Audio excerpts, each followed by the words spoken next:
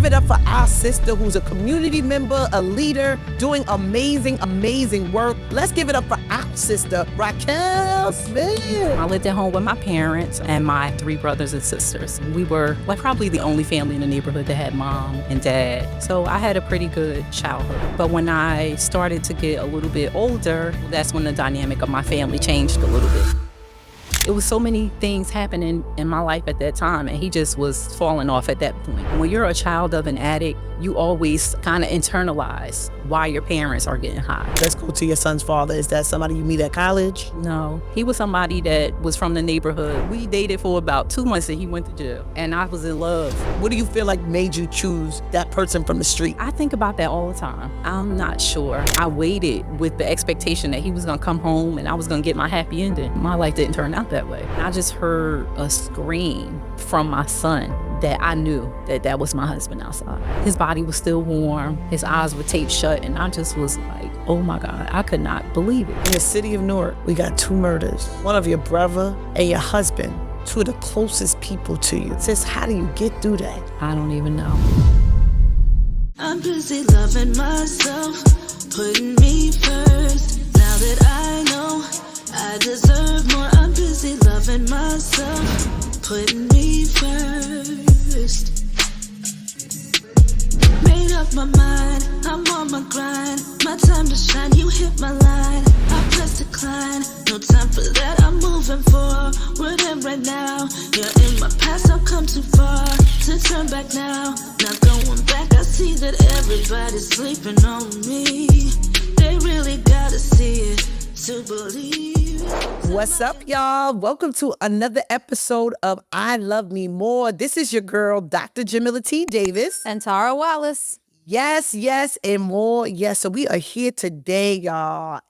Really just reflecting on some of the most powerful moments that we've had here at I Love Me More. For those of you guys that are just entering the room, this is a healing space where Black women tell their stories, right? Mm-hmm. They're not judged, and these are not stories to just be talking the talk. We heal. And not only do we transform ourselves through these stories, we help to transform others. We help folks to understand that you are not alone, that trauma is a real thing, but there's ways to overcome. And we're here to uplift, It's like the underdogs are coming on top in that show. Would you say that? Absolutely. Also, just to see the energy of women that's being able to share stories, as some of them say, like, I don't think I would have ever shared this if I hadn't sat here. And, again, it's always turning pain into purpose. That's right. Figuring it out. Because if you understand the why, and that's what we try to do. If you see life is a pattern. It's cycles, right? We reap what we sow. There's karma. There's other things like it's energy, generational curses. It's things, right? But we have to be, aware of these things, right, so that we can become better. And if you're not aware of it, the cycle, it just repeats itself. Oh, that's good. It just keeps showing up over and over. Mm-hmm. So I think that's also important. And it's also for people who are watching, especially young girls, to navigate certain things. Like, if they're not hearing it, if they can't receive it from their mother, if they can't receive it from loved ones, maybe they can receive it from what we're doing here to help navigate these very challenging times as they enter off into the world, or, their first relationships, or toxic workplaces, all of these places. So you guys, I don't know if you know, but Tara and I, we not only work in the community, right, and work with women, we work with high school students. We're in several high schools throughout the country where students actually watch our show. And we have open dialogues where they talk and they feel comfortable to discuss issues that they're going through for purposes of healing. Together, we created our book, I Love Me More, the 8 Steps to Breaking Free from Toxic Relationships. And in this book, right, we help people to realize what's the difference between toxic and healthy? How do you break free? What are the steps? How do you do this work? It's an introspective place where they can write and reflect.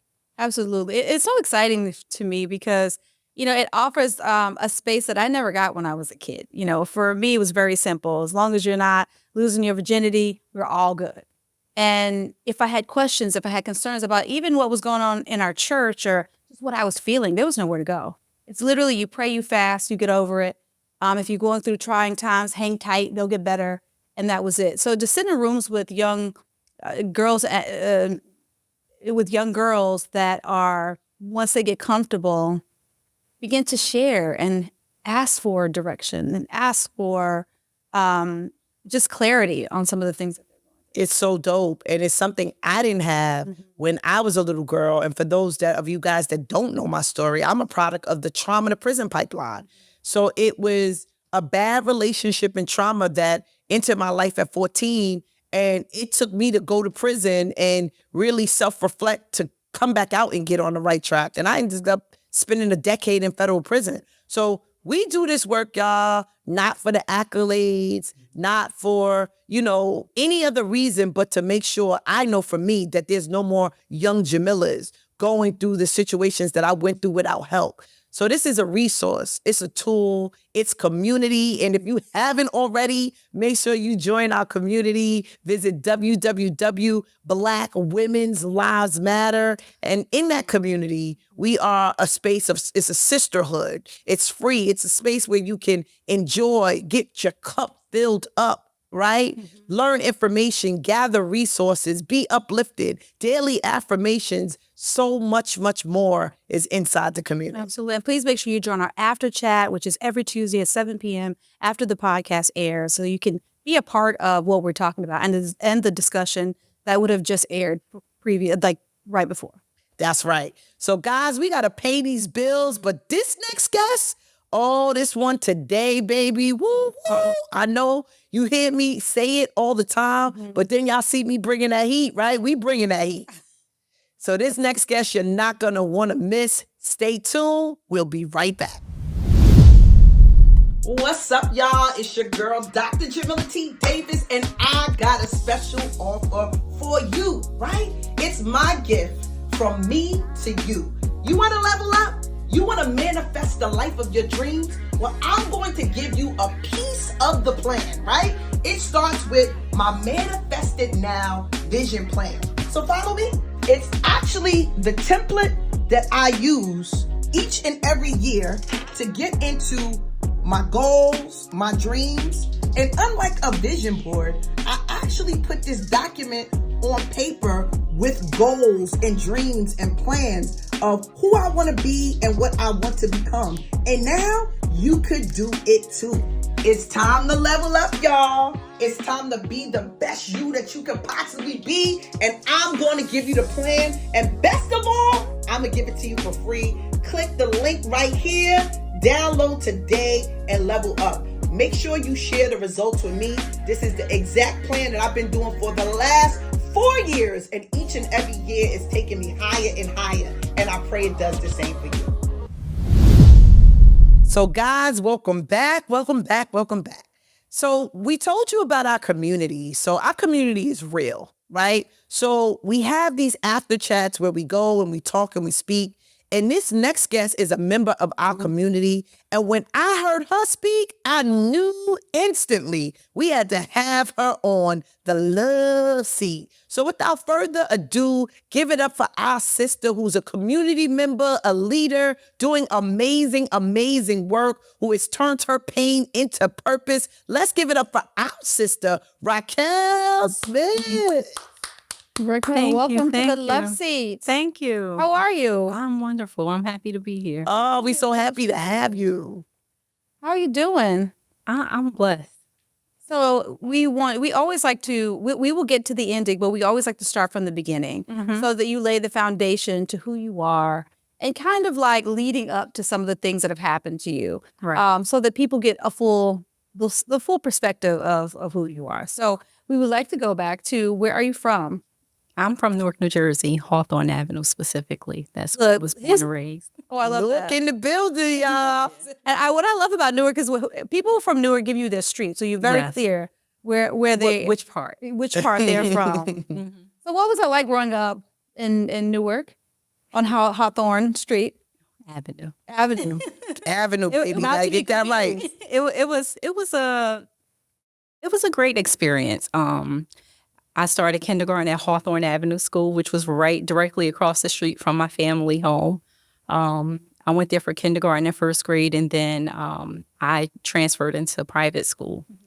St. Rocco's was the school that I went to for elementary school. I was recruited by a program called the Ready Foundation, where they took kids from public schools and gave them scholarships to go to private school if, they had good grades and stuff like that. So that was like the beginning of my life changing. And what was your family dynamic like? I lived at home with my parents, my mom and dad, and my 3 brothers and sisters.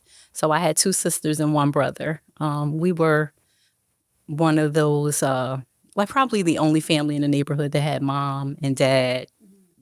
Just a regular nuclear family. My dad went to work. My mom was a housewife. She drove me to school every day. Oh, wow. So I had a pretty good childhood. Growing up. Yeah. And this kind of continued throughout high school? Yeah, I went to Catholic school for high school. I actually went to Catholic college, too. So What school did you go to? Caldwell University. Okay. Yeah. So I lived with my parents, grew up on Hawthorne Avenue. We had a really good home life. But when I started to get a little bit older, once I got to high school, that's when the dynamic of my family changed a little bit. My dad, that's when I found out that my dad was getting high when I was about 15. And that was like a wake-up call for me, because it was like, you are not the princess that you thought you were, because your father is like all these other people in the neighborhood that are, I had something in common with them for the first time in my life.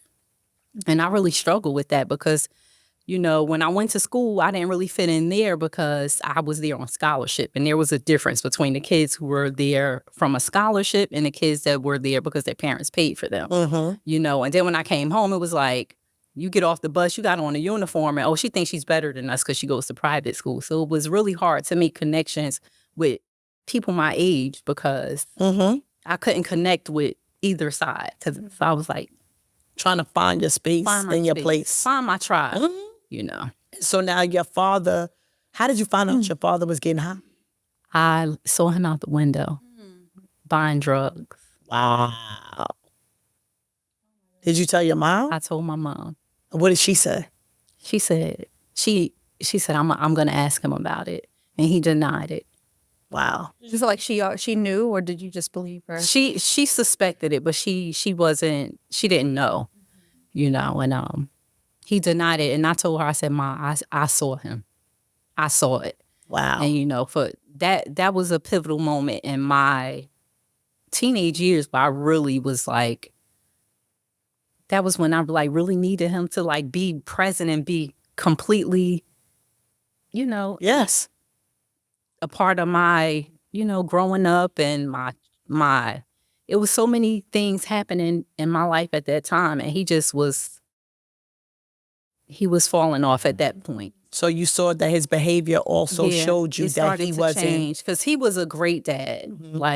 My father used to ask us every night before we went to bed, who did you dream about in the morning? Who did you dream about last night? And we always knew to tell him it was him. Because, he was a great dad. He really took parenting seriously. He loved us, Only thing he would talk about, my wife and my kids. My daughter Raquel, she's an honor roll student. She's so smart. He was so proud. And it was like that moment, I was like, I cannot believe he's doing drugs. Wow. So you said it to your mom, and was the behavior changing at all, much after that? I mean, did you see anything else after that? Yeah, well, my mom had to get a job. My mother never worked. So seeing my mother go to work, it was really... And she had to get a job because he was slacking off? Yeah. Wow. Yeah. A lot of his income was going to supporting his habits. So she had to pitch in and help to make sure, that y'all had the things that we had the things that we needed. When I was going to college, my mother was dropping me off at the campus and we were losing our house. Wow. Yeah. So my mom dropped me off to the campus and I felt so bad. I felt guilty for going to school, taking resources from our younger brothers and sisters to do something that was for me, So what ultimately ended up happening with that? Okay. I'm the oldest. I'm the oldest of all 4 of us. So I was like the second mom in the house. The oldest child always gets that responsibility of you got to back up your mother, so. So now you go away to school. Do your parents end up losing the house? Yeah. They do. Ended up moving into an apartment, and I would come back and forth. And that's when our whole family dynamic that was like when things started to get bad, and it started to like kind of fall apart for us. I mean, do you ever get to a why? Was your father just exhausted? Was this something he had done in the past, or did you ever? We did have moments with him once we got older where we tried to, get him into recovery and put him into programs and things like that. And when you're a child of an addict, you always kind of internalize why your parents are getting high. You always feel like, well, my parents love me enough. They would just do this for me. And as I got older, I realized that a lot of the things that he was doing, it had nothing to do with me. He had his own trauma, his own struggles and things that he had been through in his life that he was struggling with. And that's why he couldn't be there for us. As an adult, I understand that. But when you're a teenager or you're young and you still need your parents, you don't think about it that way. You think about it like, why are you not there for me? You should have been able to do this for me or do that for me. And it was just very disappointing. Wow. Did that affect your college grades and things? Yeah, I ended up dropping out because I got pregnant with my son. Oh, wow. Yeah. So wait, let's go to your son's father. Is that somebody you meet at college? No, he was somebody that was from the neighborhood where we ended up moving to when we moved off of Hawthorne Avenue when we lost the house. So he was from that area. I knew him from the area because my family lived in that area. So that's how we met, and I was at school and I was coming back and forth. We would date or whatever. And we went on our first date. I told my mother, I'm like, I'm going to marry this man. She was like, you are crazy. The first date talking about, I said, I'm going to marry him. We're going to have a house full of kids and I'm in love. She was like, you are sick. But I ended up marrying him. We had 3 kids. Wow. So it was love at first sight? For me, it was. So tell me about him and like what made you attracted to him. He just had this thing about him where when he walks in a room, everybody looks at him. Like he always smelled good. He dressed nice. He was tall, black and handsome. And I was just like, yes, I like him. I liked him, The moment I saw him, I was like, yeah, that's the one. Okay. So he had swag. Yeah, he definitely. So what was he into? Like, was he into school with you? No. He was not into school. Okay, so you laughing. Do I need to brace myself? What's that chuckle? We went on a date. We dated for about 2 months and he went to jail. Whoa. And I was in love. That was going to be my husband. And I'm going to wait. I'm going to wait for you. I'm going to be here when you come home. And he went to jail. He came home and I got pregnant as soon as he came home. Wow. So he was in the streets? Yeah. Wow. Yeah. And it's so crazy because now you're this promising student, right? All this hope. And do you think that had your father not been going down that route, like what do you feel like made you choose that person from the street? Instead of, because now you at Caldwell, you could have easily, you're such a beautiful girl, you could have easily. I think about that all the time. I'm not sure because I don't want to, my dad, he was there, but he wasn't there, And once I started dating, I just think that was at a point where he was just so into his life and what he was doing. He just really didn't give me the guidance that I needed. I know he probably would not have picked somebody like that for me, but my dad was, he had his own stuff going on, his own struggles. And I was out here navigating the world. I felt like I knew everything. Like I'm grown. I'm 18. I got this. And boy, was I in for a surprise. Cool. So you have one baby. And you guys, did you move out of the house when you had your son? Or did you? Okay. Yeah. So you guys moved in together. Yeah. I lived on my own since I left college because my father was like, you ain't finishing school. You can't come back here. So I said, well, fine. I'll get my own apartment because I always work. Oh, so you dropped out of school? I dropped out of school. I got my own place. I ended up getting pregnant and we moved in together. And, he He went to jail. I had a baby, you know. And how long was he away? Did you have to kind of figure that out by yourself? He went to jail when I was pregnant, and he came home when my son was 4. So you waited for him for 4 years. Wow. And then when he was in jail, we would write letters, these love letters to each other about how great our life was going to be when he came home, how much he loved me. I would be pregnant, standing in that line waiting to go to see him in the jail. It was, I look back on it now, the woman I am now, I don't know if I could handle that type of, I don't know if I'll be able to handle it at this space in my life, but I will be out there in the cold and the heat, driving to South Jersey from North Jersey, standing in the line for a 45-minute visit. You wait in line for 2.5 hours to see somebody for 45 minutes, then drive home 2 hours every weekend. So yeah. Wow. But you know, we built a pretty solid relationship, just communicating with each other from writing and talking on the phone, and you know, I was confident that when he came home, he was going to do what he said he was going to do. So now, how was you taking care of yourself? What was you doing? What was your working. occupation? You know, I worked in a doctor's office. Mm-hmm. I worked at the front desk of a doctor's office at the Newark airport. So I worked there for 18 years, actually. Wow. I was going to ask you, did you ever go back to finish your school? I did go back, yeah. It took me 10 years, but I kept going back. I would take one class after working 8 hours and having a second job and take one class. Wow. But I went back because that was something that my father always Instilled in you. to do. Education. You know, education. So I went back. And how difficult was that waiting for him? It was difficult, you know, because it was, I put a lot of, I waited with the expectation that he was going to come home and I was going to get my happy ending. Because when I was dating for marriage. Mm-hmm. Like my mom married my dad when she was 17. So once I was old enough to date, I had the expectation I'm going to meet my husband, I'm going to get married, and I'm going to be a housewife, and I'm going to cook. So I wasn't really interested in college. I went because I got a scholarship. I wanted to be a wife. I wanted to be a mom. I wanted to bake cookies and, you know, do those type of things, you know. But my life didn't turn out that way. So tell us how it turned out.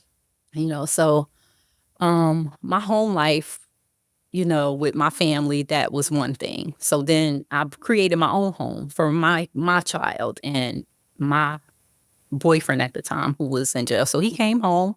We ended up getting married a year later. And we had a pretty good life together. And, you know, he was at an age where he started to get his life together. You know, he went to school. He got his CDL license. He started driving trucks. So we had a pretty decent life together. You know, he was turning his life around, but he was always kind of 1 foot in and 1 foot out. He was never really like, I don't want to get the streets up all the way. I love you. I know this is what you require of me and us in order for us to move forward. But he kind of always had 1 foot kind of still out there in the street. So we had a lot of, you know, we had a very volatile relationship because when he came home, he had been locked up for a while. Things started happening. People started calling. We had a very... People start calling like women. And, you know, and things... And you said, I think you done waited for 4 years. Yeah. So he had somebody else waiting with him? I don't know if he had somebody else particularly waiting, but when he came home, he went and looked for all the people that, you know, he was, you know, acquainted with before. And he did what, you know, a lot of men do. And we would break up and get back together and break up and get back together. So we had a very volatile relationship. It would be like, we'll have one great year and then we'll have 2 bad years. Then we'll have 1 great year. Then we'll have 2 bad years. So it was a roller coaster, up and down, fighting, arguing. It was crazy. I mean, when it was good, but when it was bad, it was all bad. It was bad. Okay. You know. Understood. And after the first 5 years of us being married and, you know, I just felt like he owed me something. So I would be so upset. Like, I waited we're married, we have a kid. This is what you told me you were going to do. I have it on paper. You told me you were going to do this, and now you're not doing it. And it just caused a lot of friction in our marriage. You know?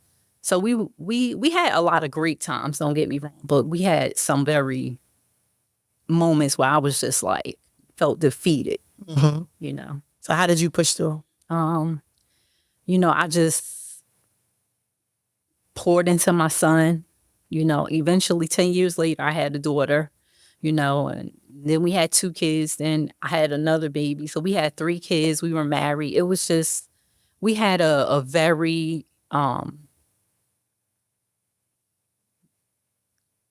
don't even know how to describe our relationship because it wasn't all good, but it wasn't all bad. So It's a typical relationship that many of our viewers are going through right now. yeah, You there when you love someone, you love them, but you know sometimes some of the people we chose, it might not have been really all the way the right choice. But when we're in it, we're vested, so we stay. yes, absolutely. Especially when you kind of, I don't want to say stop your life, but you discipline yourself to wait for this person. You're hanging on to these words. And, you know, again, you know, those are my triggers because, you know, without those words, there would be nothing to hang on to. And if they weren't said, if there was not as much effort put into making you believe something that perhaps they either couldn't do or just had no plans of doing, it could get volatile because you're angry. Right. And after we got married, I felt like he didn't marry me because he wanted to be married. I felt like we were married because he knew I wanted to be married. So he loved me. And he did it because, you know, I love you and I want this relationship to work. So I'm going to give you what you want. And what I wanted was for us to be married. And he did that, you know, but I don't really think that marriage was on his vision board for his life. Like, yeah. And most men, you know, my significant other tells me all the time that, you know, how women, you know, we live our life like, I want to grow up and be married because that's what we want. Men don't necessarily have that same thing that they feel. You know what I mean? It's not their deepest desires like that. And I think with little girls, we instill this in them. Oh, look at your wedding is like this and the dress. And we just get so sucked into the love story that with the love story comes so much. It's a real place. Pain sometimes. It's not all happiness and flowers and baking cookies for your kids that never show out in school. And no. But also part of that is when you sacrifice like that, it's forgiving yourself for even believing that it could happen. Right. You know, that's a really hard part because you wanted to believe it so bad. So it's like, you know, was I just stupid? Was I just, you know, believing in something? You know, whatever the reasons are that you're battling, it's almost like just having the courage to accept and forgive yourself. Right. So speaking of the pain that you were speaking of, take us there. So you're together 5 years. And what happens next? After the 5th year of marriage, we end up moving from Newark because we sold the house, we moved somewhere else, and we're like, okay, we're gonna start over here. So we moved and we stayed there for a couple of years, and we started having a lot of problems, and it was like I didn't see us staying together much longer. I felt like, you know what? I don't know if this is going to work because it wasn't, it just seemed like It wasn't working. We were like forcing it, and it was a lot of fighting and arguing, and I had 2 daughters, and I just didn't want them to be in an environment where they got to watch their mom and dad fight and argue. So I said, you know what? We're going to move back to Newark. You know, let's just move back to Newark. It's cheaper. We could save some money instead of spending. It was really expensive where we was living. I said, let's just move back. And we had went through this whole intense process interviewing with this development company. They were like, you know, trying to get the good people to move back to Newark. You know, we had to do an interview, and they wanted to get letters of recommendation, and you know, we don't want people to go to school and graduate and move out of the city. We want them to stay. So it was like a revitalization project. And I'm like, okay, this is great. You know, they're like, yeah, it's good for the community to have working people like you guys live here. This is a brand new remodel place. So we moved into this place, and We were there for like almost 3 months, and my husband got killed right on the front porch. Whoa. So sis, take us back to that day. What happened? Well, before we go into that happening, we are going to start in October of 2015. October of 2015. My husband, we were living in Newark. I'm in my bed sleeping. I got a phone call from my brother's girlfriend, and she called me and she's like, your brother just got into a fight. We're at the club. And I'm like, he got into a fight? Because my brother had just called me that same night. He's like, I want to borrow your car. I'm like, nope, you can't take my car to the club. Not going to happen. And he's like, all right, well, I'll call you tomorrow. He talked to me about this chicken stir fry he was going to make on the weekend for me to come to his house. And I said, okay, I'll see you on the weekend. And when I saw the number on my phone again, I'm thinking it's my brother, but it was his girlfriend saying, meet me at the hospital because they taking him for a fight that he had at the club. So I get up, I told my husband, my brother got into something at a club. They taking him to the hospital. I'm going to go up there and make sure he okay. So he had to go to work the next morning. I leave the house. I go to the hospital and I tell the young lady behind the desk, I'm like, I'm here to see my brother. He was probably brought in by the ambulance because, he had a fight at the club. So an ambulance probably brought him in. And she was like, what's his name? So I told her his name is Michael Williams. And she's like, I don't see him on my list. And I'm like, well, check again because he's definitely here. So she's checking and she's like, hang on. So she got up, she go talk to one of her coworkers and she came back. She was like, have you seen your family? I'm like, my family? My family not here. And she's like, okay, hang on. Walk with me. I'm going to take you down there. So I'm walking with her down this hallway. And then when I'm walking, I'm like, wait a minute. She's walking me to one of those rooms. And I grabbed her by her arm and I said, are you taking me to the room where they give people bad news? Because I'm in the medical field. I work, they can't tell you. I work there, so I know how it is. I'm like, are you taking me to a room to give me bad news? And she's like, I just work here. I can't tell you anything. I'm not a doctor. And I'm like, okay. So she walked me down there. So when I'm walking down the hallway, my mother's back is to me. She don't even see me coming. I didn't even know my mother was there. So I walk up and I call my mom. I'm like, Mom, you here? And then I see my sister. I'm like, wait, we all here? And my mother was just shaking her head and I could tell she had been crying. And I'm like, what happened? And she's like, he didn't make it. Whoa. So this is your brother? My brother. My baby brother. And I'm like, he didn't make it. I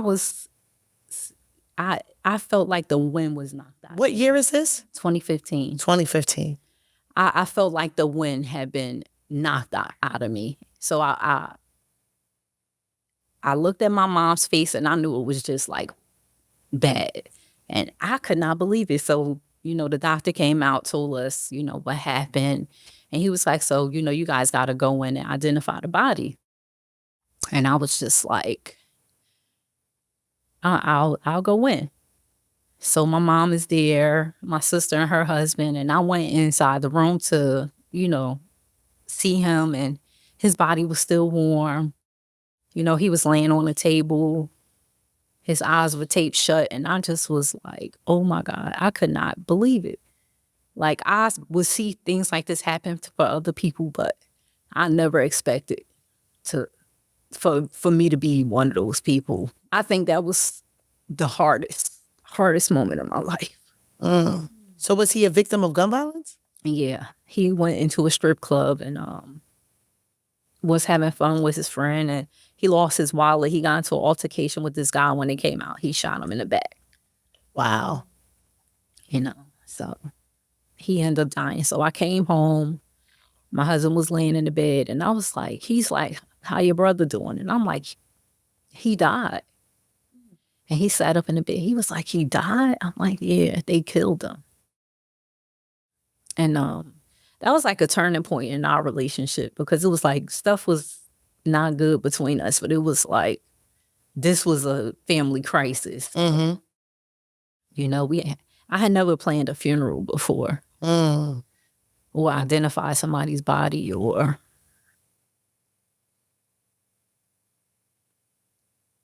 watch my mom, bury her only son was really hard. I mean, Which was like your kid who you helped to raise. yeah, because he was 6 years younger than me. So he was my little brother, my mom. And my mom was so strong, like, she's like consoling me and my sister because we were a mess, because we were the family that, like, my brother would FaceTime us every day in the morning before we went to work. He would call all of us and we would all be FaceTime, and he would talk to us about everything. He was like no filter. He telling us all his business. We had a really good, close relationship. And, even though my dad used to get high, he was still a part of our family. We still loved him. He still was at every family event. We knew, look, we got to take him to get a haircut, do whatever we need to do for him. But, it was a huge loss for our family. I mean, when something like that happens, it's a loss for any family. But I just felt it was like, it was devastating. Wow. And, that was like one of my favorite words, devastating. I would say that often. And I remember after we planned the funeral, I was sitting at the kitchen table and I was like, this is what devastation feels like. Like when something happens and you feel physical pain from how you feel emotionally. So that was hard. So you bury your brother, and now what does your relationship with your husband look like right after that time? I was sad. I was sad. So we really had some serious conversations about what our life looked like moving forward, because when something like that happens, you gotta have a hard conversation with your spouse about what happens if something like this happens to me, or how are we gonna, how can I be there for you? How can I support you? It was really hard conversations because we wasn't in a good place. I was upset with him about a lot of things, and he was upset with me, and we were not in a good space. But we talked about, when death comes and it hits your family so close like that, it makes you realize your mortality. It puts it right in your face. Like, guess what? It could be you next. It could be you. You never know. It's real. So you guys are, so in these hard conversations, are you guys trying to work it out? Yeah. Or are you just, yeah, okay. Definitely. Like you was really trying to bring you guys close together. Okay. We were in a space of we were upset and we were like, what are we going to do from here? But it was never I'm leaving or you leaving. It was like. So that made y'all lock in. Yeah, like we really had to have a hard conversation about what was next for our family, Sometimes rough situations actually bring you together. So I understand that. Okay. So this was in what month did you say? October. Okay. And this was in 2015. Yes. Okay. So take us back to now, the day of, you're now in this new building, the revitalized home. And is it a building or is it? It's like an apartment building, 2 apartments, and we were on the 2nd floor. Okay. And is this also in 2015?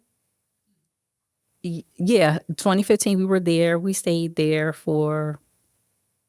we moved there maybe August of 2015. So January, it was just a regular day. I was upstairs sleeping. I heard something that sounded like it was so loud. It sounded like an explosion. I was upstairs sleeping because I had a flight the next morning to go to Detroit to visit my girlfriend. And it sounded like an explosion. I just heard boom, boom, boom. And I'm like, what the hell was that? I got up and I looked out the window. I didn't see anybody. Then I heard my son run up the stairs. He like, Mom, did you hear that? I'm like, yeah, I heard that. So I'm like, your father slept through that? Because he was on the couch before I went upstairs. He's like, he not on the couch. I'm like, he not on the couch. I looked out the window. I saw his car outside. So that was strange. I'm like, and my son said, Mommy, it's a man laying on the ground outside in front of our house. So I said, let me call 911. I'm calling 911. I'm telling them it's a man on the ground in front of my house. And they like, well, what does he have on? Did you see anybody? They asking me questions. And my son is like, Mom, he's talking to me. I'm talking to the 911 operator, trying to put my clothes on at the same time. And then my son said, "Mommy, I think that's daddy." And I just hung up on the 911 lady. I just hung up. So they calling me back. I'm trying to put clothes on to get outside. I'm telling my son, don't open the door. Because at this point, I don't know who is outside. We don't know who it is, what's happening. And How old is your son? he was 14. And he opened up the front door, and I just felt the air from outside because it was so cold. It was a cold night. It was like the winter in New Jersey. It's always cold, but it was extremely cold this night. And I just heard a scream from my son that I knew that was my husband outside. It was a scream that just came. You ever heard a blood curdling scream like somebody is in pain? And I went downstairs, and the ambulance had they were somewhere in the area at a car accident, but they got there in like 2 minutes. By the time I came downstairs, the ambulance was there. They were doing chest compressions on him, and they were putting him in the ambulance, taking him away. And my son is screaming. The police are there. Everything just went totally haywire at that point. And I'm sitting here like, I cannot believe this. This is 93 days after my brother died. So it's the very next year, basically. The very next year, January 13th. As soon as the new year came in, tragedy just hit our family again.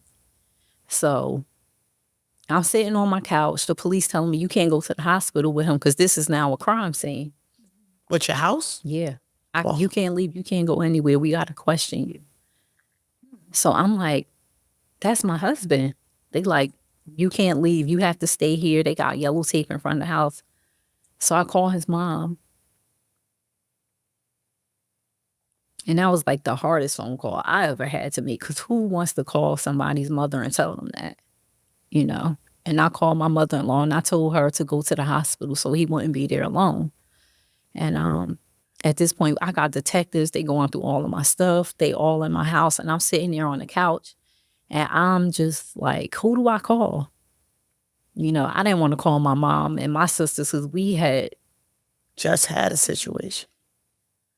And I'm just sitting there on the couch, and the detective like, you got anybody you want to call? And it was late at night. And I was just like, let me call my mom. And I called my mother, and she answered the phone. She was like, what's wrong? And I'm like, Ma, somebody just came to my house and they killed my husband. She was like, what? So my mom and my aunt came to my house. My sister was living in Delaware. I don't know how she got here, but before the tape was put up, my sister was here from Delaware. And, they all came in, and it was just like watching a movie, a bad movie, but watching a movie nonetheless, And I just, I watched the news that morning of them outside talking about the story, and I saw them show my house, and they were talking about my son, and I called Aaliyah, and I was like, I'm not coming to Detroit. And she was like, what happened? Why you not coming? I'm like, because somebody came here and they killed Muta last night. Jesus. And she got on the plane, and she ended up coming here instead of me going there. That was one of the hardest moments I've ever experienced in my life. So back to back. Back to back. Not even 3 months. In the city of Newark, unfortunately. We got 2 murders. One of your brother and your husband, 2 of the closest people to you. Yes. Sis, how do you get through that? I don't even know. I mean, now looking back on it, I kind of have an idea, but at that time, like when it was happening, I had no idea what I was gonna do. I literally just have to be a mom. Yeah. I have to explain. I didn't even tell my kids what happened. The police were there. My baby was 2. She wasn't even 2. She was about to be 2. She was 1. She was still sleeping in her crib. I told the detectives not to wake her up. And they walked into my house, and they was like, don't we know you? I'm like, yeah, y'all investigating my brother's murder. They was like, could it be related? I'm like, I don't think so. It was just they recognize my face. They recognize my mother. When I went to the funeral parlor, they were like, "What are you doing here?" Jeez. Because we buried them at the same place. Wow. Their graves are 5 feet apart. The pain from that. Yeah. I was sad for my kids. I was sad for me. It was just a lot of sadness. Like, how, because people call you and they think they're helping, or they just say all the wrong things. Like, girl, this your chance to start over. Oh, wow. Oh my God. You so strong. Like, I'm not strong, Nor do I want to be. No, not in this way. But that's where you getting through it is a process of you saving your energy and the little bit of good energy you have for the people who deserve it the most, which is the people, your children. Yes. Being a good mom and trying to, because you may be going through it, but I think that when you have children that come out of a situation like that, you're so busy making sure that they don't feel it, that you don't really have an opportunity to feel it until later. Wow. Because having that conversation with them, they were so little, they didn't understand what was happening.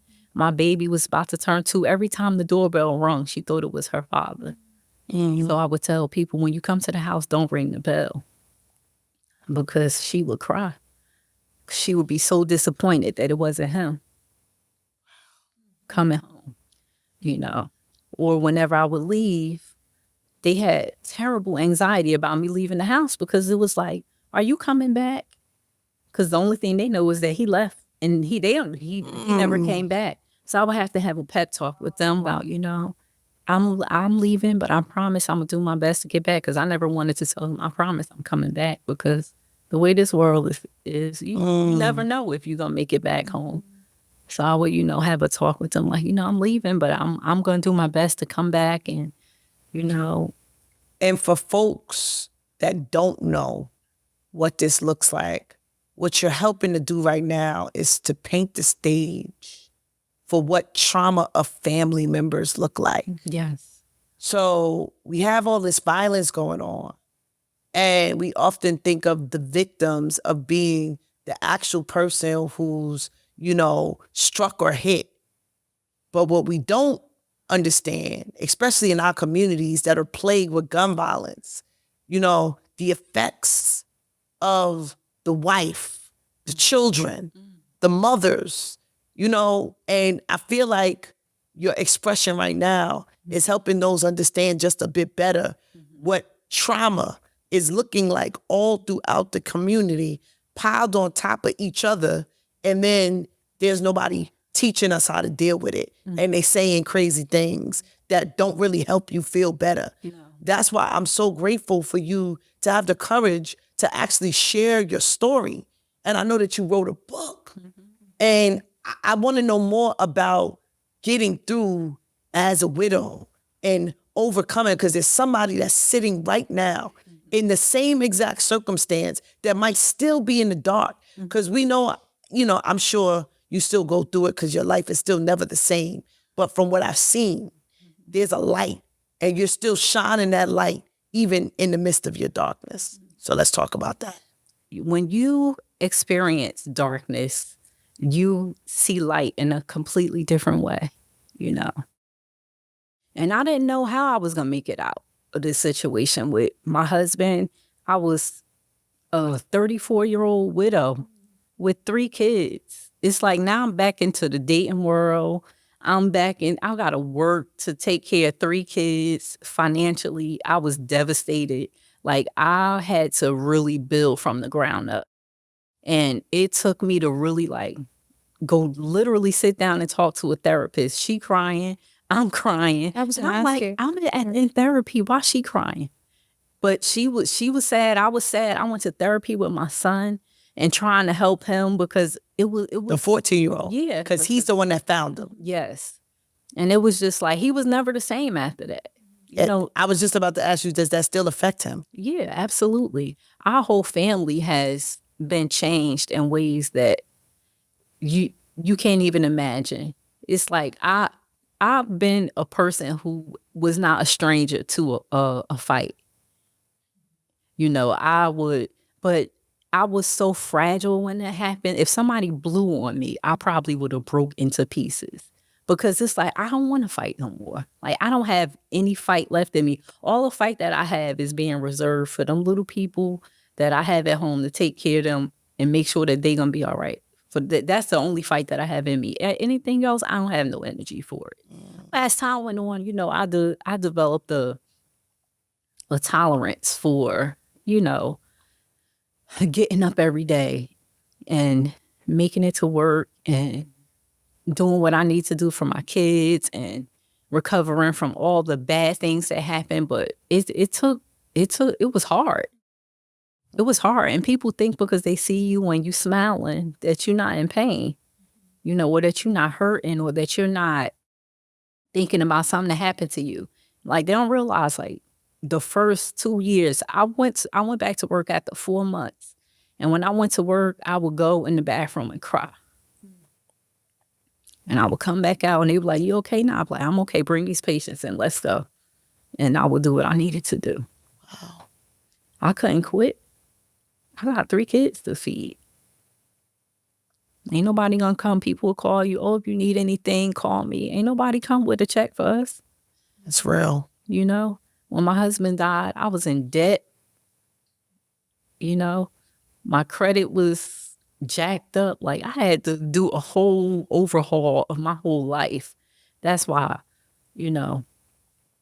as a young woman, as a mother, you have to be financially responsible. You have to be responsible with your children, how you raise them, who are you letting into their life. That was the most mortifying thing about being a single mother. Who people coming into my kids' life, I can't be with them all the time. And I was so scared. I don't ever want to put these kids in the care of somebody that's going to hurt them. Their father is not here. So it has to be somebody to give me a helping hand. Me and my mother-in-law, she has been a source of support for me with these kids, because when I get tired and they start and I have my moments, I can call her and she will support me. Thank God for that. And are you still in therapy right now?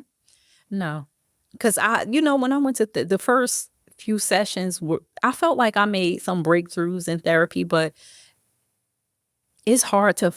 I went through a few therapists in the beginning. I just felt like nobody didn't really understand. It was a disconnect, for lack of a better term. It was a huge disconnect.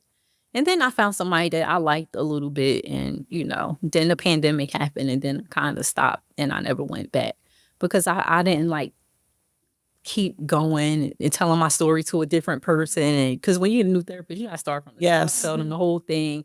So I didn't. And it's a lot. It's a lot to relive through and to talk about. I'm surprised I made it through talking to y'all without crying. And I'm so glad you did. Your story is so inspiring and empowering. So tell me about the book and how that came about and what's the purpose of it, the meaning behind it. All right. So the book is called The Grief Journal for the First Year. So this was because I've always been a writer. Like, I would write a letter in a minute. I still send handwritten notes to people all the time. One of my good friends, she's like, "Girl, you think you Beyonce sending these letters over here?" Because I do that all the time because it's special. When that person is not here no more, you're going to look back on them handwritten letters and you have something. That's good. And you're like, "Oh, I remember this person." So I love that. Birthday cards, I'm writing a letter. I'm putting my signature in there. Love it. So sometimes I would be so emotionally I needed to vent. And I felt like I didn't want to call people and unload my stuff on them. So I would write it down. So the first year, I wrote every holiday. Holidays was the worst for me. Like, especially Mother's Day. And my kid's birthday. Because every birthday, I would think about me delivering them and their dad being there. I'm being so happy. So we would tell the story of, when they were born and how, he cried like a baby when they were born, how much he loved them. And, it was a thing that we did. every year on their birthday. And it was and that's when I got the idea, like, I'm gonna do this, because the first year is hard for people who's new to this crew that you never want to be in. The first year is hard. So, like, the first wedding anniversary, the first birthday of the person, the first New Year's Eve that you go into New Year's without somebody that you plan to spend the rest of your life with. And, it's just talking about what my New Year's looked like before my husband died, what they look like after, and what my plan is for the future. I will write it down. This New Year's, I remember we did this New Year's. I remember this New Year's, we're going to do this. But for the future, this is what it looks like for my family.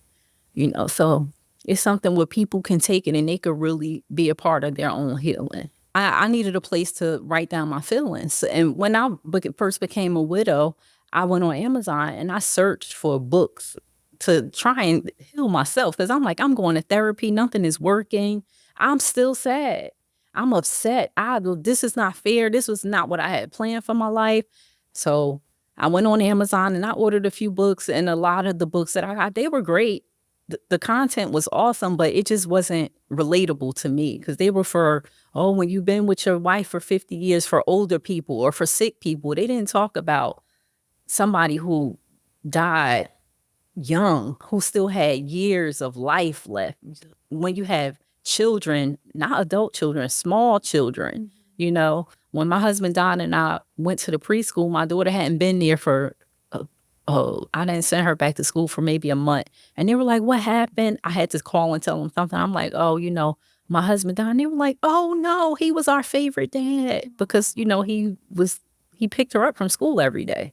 So, like, those type of widows is who I wanted to give some support to, because it wasn't a lot of resources for people who have partners that die when you still have so much life left. Like, what does it look like when you want to date again as a widow? What does it look like when you want to go out with your friends and you don't have that type of, you still have a life after the incident happens, and you don't have your person. It's like some people get to drop their kids off to their dad on the weekend, and it just gave me a different perspective on life and raising children and being in relationships with just another human being. It's like when someone dies, that relationship is over. That's it. It's no more support. If you break up with somebody, you could still co-parent. You still have the support of the other person. You still have another person that is just as responsible for these children as you are. But when they die, it's like, that's it. Your partner, the partnership has ended. They are not here anymore. I understand. I'm looking at you in like great admiration. And I saw you, but as you're sitting on this couch, I see you. Sister, I'm so proud of you. Thank you. I mean, just the fact that you have overcome, and the fact that you decided to not be selfish, that when you didn't find a tool, that you created a tool to help transform the lives of people who are hurting, because this is a topic that we often don't talk about, and that we don't want to hear, because many of us don't want to face that this is the reality of many of us who live in, not even just urban communities, just in America. Right. This is what it is right now. So I'm just so grateful that you created something for our viewers. And tell folks where they can find your book if they want to be able to, or if you know a friend, or, and you don't know what to say, give them the book. Right. So you can find the book on Amazon, or you can find it on my website, grievingpen.com. It's www.grievingpen.com, because that's what my pen was. It was a grieving pen. But, we're going to change this, something that happened that was so terrible to a family, into something that is not going to be remembered as a terrible incident. It's terrible, but we're going to change it, and we're going to create something positive out of something so negative that happened. Because death is going to come for everybody. Every person that is born is going to die. there's always going to be grief. Somebody's going to be mourning a grandmother, a cousin, an auntie or something.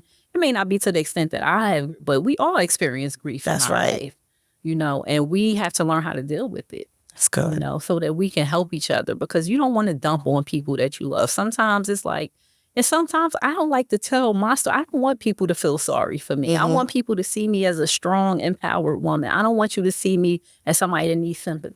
I see you as that. Yeah. I saw you and I'm like, wow, I had this thing, this gift that God gave me. Since I was a little kid, I could go in the room and spot the person. And even this is before they arrive, and people be like, yo, Miller, like, and I saw you. Out of all the women that night, you know what I mean? I saw you, and the confirmation just came as you were sitting in this couch that you're the one. And God has a plan for you way greater than anything that you could think of and that you could imagine. And I know that your pain has been great, but one thing about our God, he can make your joy even greater. Yes. We just got to keep living.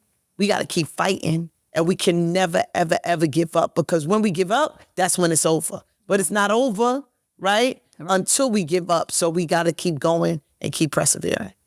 Also, I want to say, sometimes it's not about feeling sorry. It's like, as you just said, you see a person who has so much like love for you can't help but be affected by that, because it's in the way you talk about him as a teenager, in the way you talked about him when he was away, and you just grieve because you want as a person looking in, you want it to end the way you wanted it to. Right. I wanted my happy ending so bad.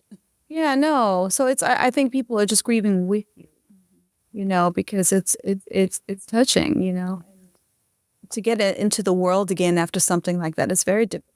Yeah. I have small children, so I completely relate to, having people that you can trust around your children, and sometimes people, not always a stranger that harms their children, it's the people that they know. Right. So, you have to look out for that too. So it's just so many things happening all at one time. Right.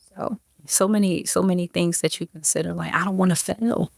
I can't drop the ball with this one, because this is important. So, it's like I didn't get the happy ending in that situation, but I'm still writing my happy ending right now. So, and it's not over. It's not, I've learned that when you experience some of the worst situations, it turns you into a much better lover. Like, you learn how to love people in a different way. You learn how to have an intimacy with people that I've never experienced prior to this, because I was very closed. I didn't really let people into my life, into my space. And that taught me that I need to open up a little bit, and kind of, because I used to look at people that I work with like, those are my coworkers. These are my friends. I love them, but we friends. But it's like, in those hard moments, I mean, I have a tight family. My sisters and my mom, I love them to death. They are all, but my friends showed up for me. That's so good. The people that I work with, they really showed up for me. I was so surprised at the support that I received from them. I didn't go to work for 4 months and never missed a paycheck. That's so good. So it's like, it's important to, it's all right to love the person next to you and say, you know what, this is my friend, and I'm gonna support you. And that's what I sisterhood. It was a sisterhood. My friends came and they served all the guests at my husband's funeral. Like, they literally, I said, listen, y'all can't come in here with y'all short skirts on, put cover up, and then come in here and serve this food after the janaza. And that's what they did. Every day they served the food, they cooked the food. We didn't have to do anything. That's what sisterhood is. So sisterhood is important, y'all. So, sis, we have something for you. We have a love gift for you. I Love Me More. It's our signature shirt, and it's an affirmation to remind you that you are your top priority and that you have to always love yourself more. So I hope you wear that with pride, because you're just amazing, sis, and you're doing some amazing things. I love this. This is awesome. Thank you. Thank you so much. Thank you.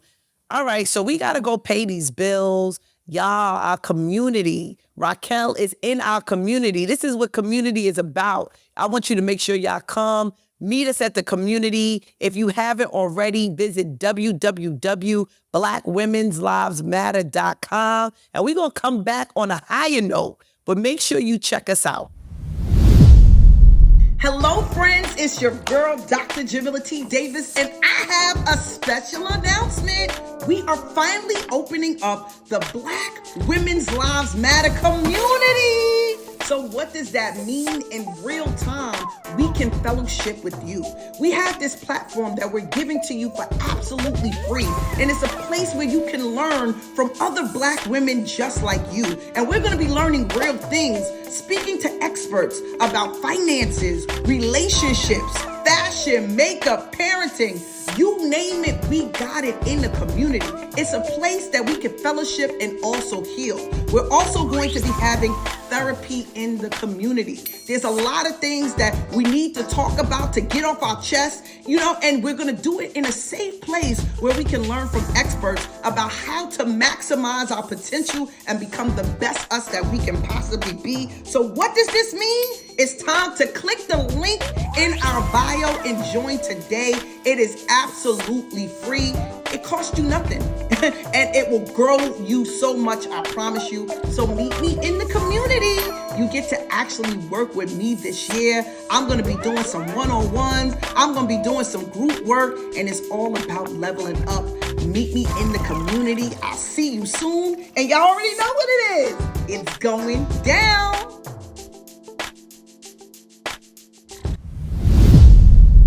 All right, y'all. So we are back. So I just got a couple of questions for you. We do this lightning round, and I know we kind of, that was some real heavy stuff we talked about. So let's loosen up a little bit. So I got a couple of quick questions for you. So the whole purpose of the lightning round is you got to answer quick. Okay. Okay? Pizza or hot dogs? Pizza. What's your favorite movie? City of Angels. If you get in the jam, who you calling? My mama. Who's your rider? My rider?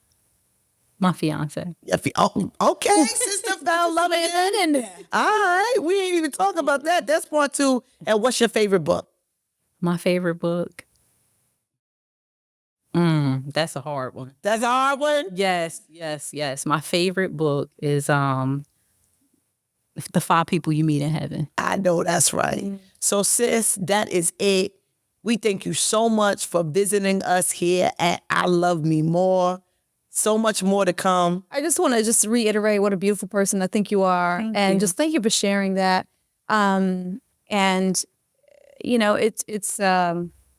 We just hope that, when this reaches people that it really helps. Yes, I hope so too. Because that's what the purpose of this couch is about. So just thank you so much. Thank you for having me. I feel like you're just like a little, one of those glow balls. Like You know what? I want to give her a hug. Can we just give her a hug? Because I've been feeling that the whole little time we was here. We're going to do just out a group hug. Oh, thank you so much. I felt so much love in your end. All right, guys. Until next time, meet us right back here where we love on each other, where we share, where we exalt each other, and just no judgment zone. We're free to just be us. See you next time on I Love Me More. Somebody like this, to become such a bright light and a pillar to her community as she is, there's a story behind her glory. Let's give it up for our dear friend, sister, and community member, Aaliyah Clark. Thank you. Up as a young Aaliyah, I was a passionate kid. I grew up in a home with a mother and a father, both in there, Kenneth and June Clark, just being parents. So how did you even get into basketball? My dad was so overprotective, I couldn't be around boys. I wanted to play basketball because I wanted to be able to be around the boys, and that's just the God honest truth. I'm sorry. I just knew that I was good, and I won 4 championships. I got down to West Virginia. Immediately, I felt like I was being mistreated. He didn't suspend nobody in that room. They put me on ESPN, Aaliyah Clark suspended indefinitely. I felt like I let my city down. I feel like I let my parents down. One day, my life changed dramatically. I see the hugest brawl in America. I remember raising up and I hear someone like, Leah. And before I could turn, someone already ran over me and hit me with a Chevy Suburban XL truck. I was eating through an IV for 2.5 months, laying on my stomach. I had different family members cleaning me. I had holes in my back from catching infections. whereas though they had to keep lancing it. If I got 9 lives, I only got 2 left. Because each time God saves me, he keeps bringing me back for a reason, so I know my purpose ain't done yet. I still know that I got work to do.